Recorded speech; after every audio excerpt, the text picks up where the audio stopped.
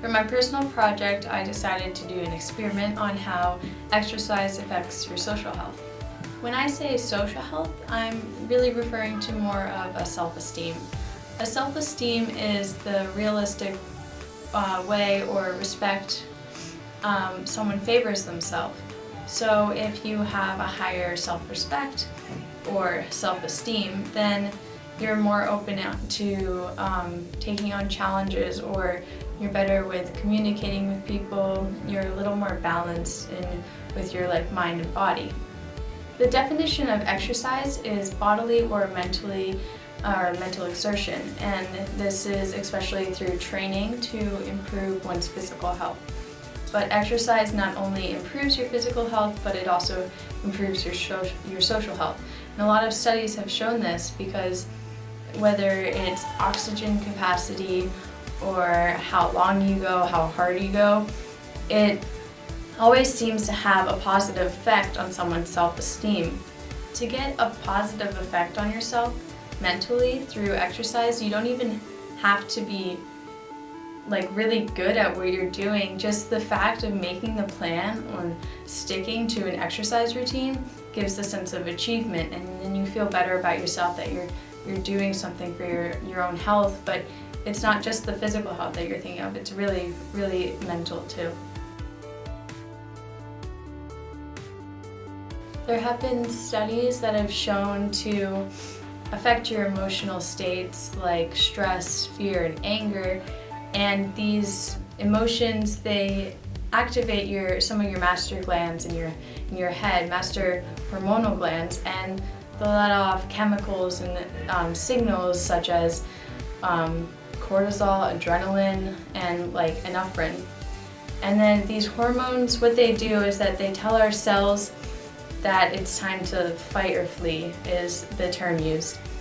And rather than rest and repair is good, because then it tells your cells to slow down, repair themselves, get stronger and healthier.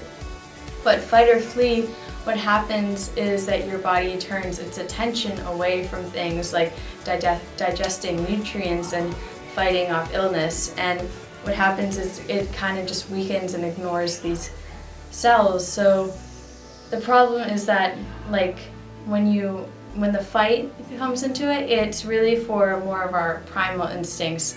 If there were a tiger, the fight or flee would come in, and it raises our blood pressure so we could run from a tiger.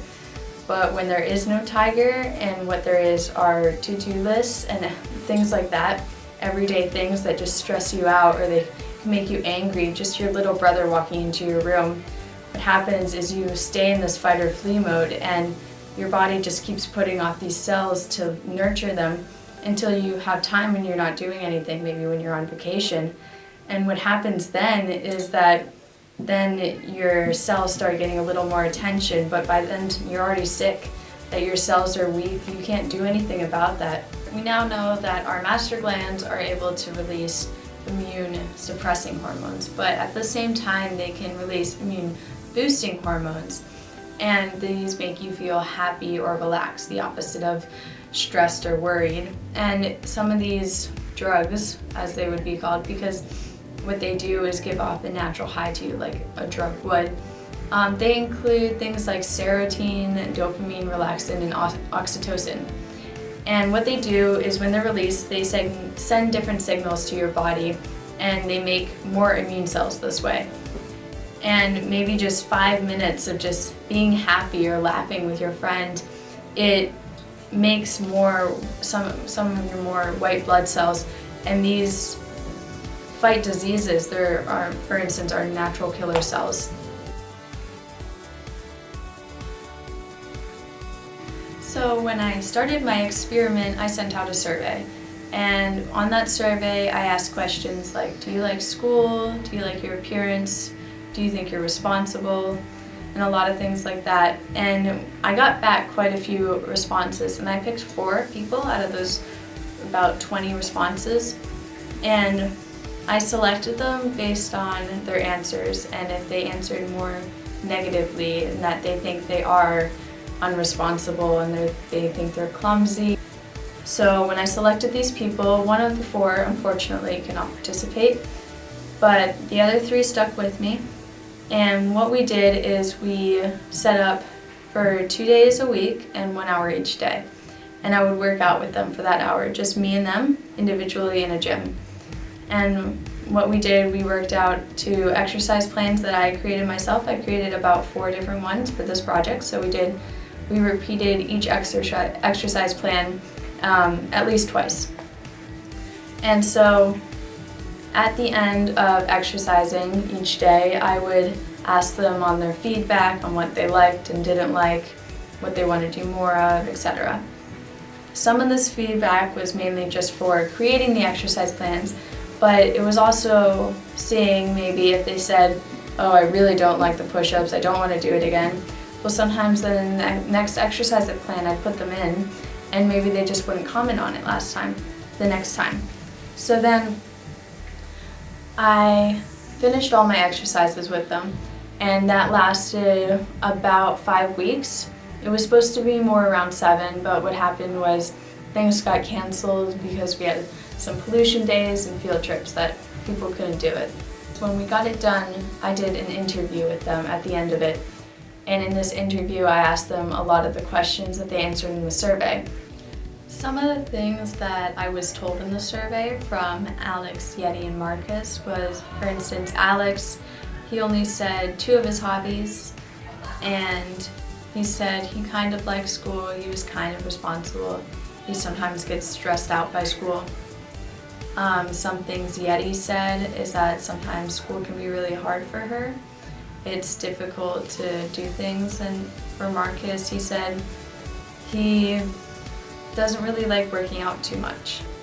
And if you watch these interviews, you'll see a difference in that, and you can tell that their mood is a little bit happier, and it may just because they're happy people, but it also may be a long-term effect after these exercises that I did with them. And I really hope that they continue to exercise and that they found these changes in themselves too.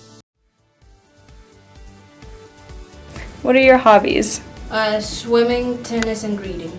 I like to play ice hockey. I like to go by bicycle. I love to play computer games, and I also love to take pictures.